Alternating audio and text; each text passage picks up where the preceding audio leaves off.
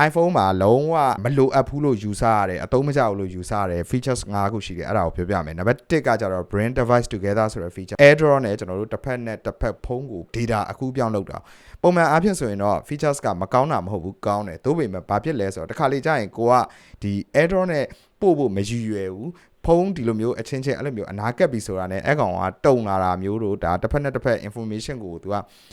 sharing လုပ်ပေးလိုက်တာမျိုးပေါ့နော်အဲ့ဒါကြီးကပြောရမယ်ဆိုရင်ကိုမလုံခြုံဘူးလို့လည်းခံစားရတယ်လို့စိတ်အနှောက်အယှက်လည်းဖြစ်ရတယ်အဲ့တော့ကျွန်တော်တို့တကယ် error နဲ့ပို့တဲ့အခါမှာကျွန်တော်ကတော့ထိတ်တိုက်ထားပြီးတော့ပို့တာမျိုးတိတ်ပြီးတော့မရှိဘူးများသောအားဖြင့်ဒီဥစ္စာကနေပြီးတော့ error features ကနေပြီးတော့ပဲကျွန်တော်ပို့တာများတယ်ပေါ့နော်ကျွန်တော်တို့ကတော့ဒီ features ကတိတ်ပြီးတော့အသုံးမလိုဘူးလို့တော့ယူဆတယ်အဲ့တော့ number 1အချက်ကကြတော့ always on ဆိုတဲ့ features ပေါ့အဲ့ features ကဒါ iPhone 14 Pro Max စပြီးတော့ပေါ်ကြရပေါ့နော် always on feature ပါလာတယ်ဒါပေမဲ့အဲ့ကောင်ကတကယ်ကြတော့အသုံးဝင်လားဆိုတော့အသုံးဝင်မနေဘူးကျွန်တော်ဆိုလည်းတစ်ရက်လောက်ပဲဆန်းပြီးတော့သုံးကြည့်ဘူးတယ်ပေါ့နော်တကယ်ကြတော့အဲ့ကောင်ကလိုလည်းမလိုအပ်တယ်လို့ battery လည်းကုန်တယ် ion လည်းနောက်တယ်ဆိုပြီးတော့ခံစားရတာဖြစ်တော့ကျွန်တော်နောက်ပိုင်းမှာကျွန်တော်တောက်လျှောက်ပိတ်လာတယ်ပေါ့နော်အဲ့လိုမျိုးပဲကျွန်တော်လိုမျိုးပဲတခြားဒီ iPhone user တွေလည်းအဲ့လိုမျိုးလုပ်လိမ့်မယ်လို့ထင်တယ်ပေါ့နော်အကယ်၍အဲ့ဒါကိုပိတ်ချင်တယ်ဆိုရင်ဒါဒီလိုမျိုးကျွန်တော်တို့I always on ကိုပိတ်လိုက်လို့ရတယ်နံပါတ်3ကကြတော့ attention awareness features ပေါ့နော်အဲ့ကောင်ကိုသွားဖို့အတွက်ကိုဒါ setting ထဲကိုသွားမယ်သွားပြီးတော့အဲ့ထဲကနေပြီးတော့ face ID and password ဆိုတဲ့ထဲကိုဝင်ပြီးတော့အဲ့မှာ attention awareness ဆိုတဲ့ features ကိုကျွန်တော်တို့ကပိတ်လို့ရတယ်အဲ့ကောင်ဖွင့်ထားခြင်းအပြင်ဘာဖြစ်လဲဆိုတော့ ring tone လာတဲ့အခါမှာဖုန်းကိုကောက်ကင်လိုက်တဲ့အခါမှာအဲ့ ring tone တန်တိုးသွားတယ်ပေါ့နော်အဲ့လိုမျိုးဖြစ်တယ်အဲ့ဒါကိုဒါတချို့တွေကကြတော့မကြိုက်ကြဘူးမကြိုက်ကြပေမဲ့လည်းဒါဘယ်နေရာနေပြီးတော့ဒါကိုပြန်ပြီးတော့ဖြောက်ရမလဲဆိုတော့ဥစ္စာမသိတဲ့သူတွေရှိတယ်အဲ့လိုမျိုးမသိတဲ့သူတွေအတွက်ဒါပြပေးတာပေါ့နော်ကျွန်တော်တို့အဲ့ကောင်အသုံးမလို့တို့တခြားလူအတွက်လည်းအသုံးမလို့လို့တော့ယူဆတယ်ပေါ့နော်အဲ့ဒါကြောင့်ကျွန်တော်ကဒီထဲမှာထည့်ပြီးတော့ပြောတာအဲ့တော့ attention awareness features ကို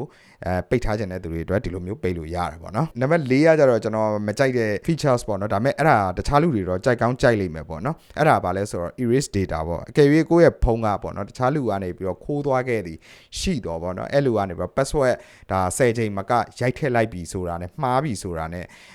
data တွေအချက်လက်တွေကိုဖုန်းကနေပြီးတော့ automatic သူကနေသူဖြတ်ပစ်မဲ့ features ပေါ့နော်အဲ့လိုမျိုးဒါ features ကဟိုအရင်ခက်တုန်းကတော့လိုကောင်းလိုလိမ့်မယ်လို့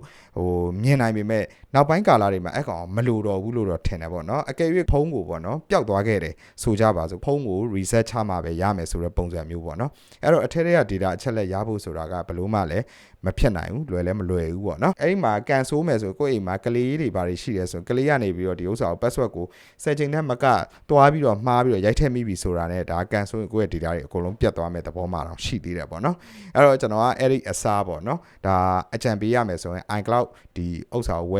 ဝယ်ပြီးတော့iCloud ထဲမှာကိုယ့်ရဲ့ data အချက်လက်တွေကိုဒါယူထားလိုက်ပေါ့နော်ယူထားပြီးတော့ Find My ဆိုတဲ့ဥစ္စာကိုဖွင့်ထားလိုက်အဲ့ဒါဆိုရင်ဒါခင်ဗျားတို့အကယ်၍ကိုယ့်ရဲ့ဖုန်းကပေါ့နော်တစ်ဖက်ကနေပြီးခိုးခံသွားရတယ်ဆိုရင်တော့မှကိုယ့်ရဲ့အချက်လက်တွေကမဆုံးရှုံးဘူးကိုယ့်ဖုန်းပြောင်းမယ်ဆိုရင်လည်းကိုယ့်ရဲ့အချက်လက်တွေကဒီကိုဝယ်ထားတဲ့ iCloud ရဲ့ storage ထဲမှာအကုန်လုံးအပြည့်အဝရှိနေမှာမို့လို့ပြန်ပြီးတော့တစ်ချိန်မှာကိုယ့်ရဲ့ဖုန်းအသစ်ထဲမှာပြန်ထည့်ပြီးသုံးလို့ရတယ်ပေါ့နော်